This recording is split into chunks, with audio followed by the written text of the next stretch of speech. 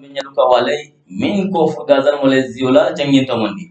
Alhaji Abdul Nasir tafida mafaran lesdi Nigeria hokki umrore hado be wasina talaka en foresh je ko sambiradam be pampoje kindirmu ena tanki shobbal be dakkere ha wuro belel Cameroon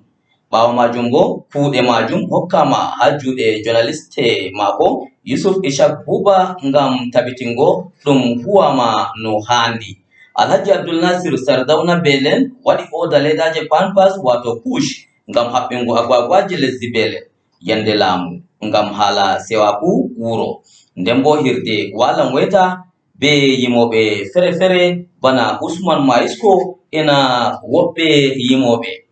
jota bo senya yambe ko lendi don Amadou Sardauna mo lesdi Cameroon orovia ko furgazal kwadi be hokki Yusuf Ishak Buba suklango moftorde do amsa ngam hanko on journaliste mako orobo wana tafida majum promotion ngal Nigeria to heditobe mo on hebugo amado 081 62 56 5667 hedi TikTok bo on tafatam on vinda ko Gazal may retire sute jam amma mi famai ko Gazal may retire yabon habaru to hebi dum gam wala mo mi yecci ka daga mi yewti ka be tafida ma faram mi wurtina habaru wato rahutuji men daga do hengon men osi Allah rene ndem mo mi lari ma ha office mada da pampoje kindirmu majum ma fuddama ngam da roba majum wato do jodi director to amma jotta to be yecci ma andi mi yidi mi majjina cede daga ma balwa Nigeria mi wada pompo kindirmo daga ma balwa ha Nigeria fa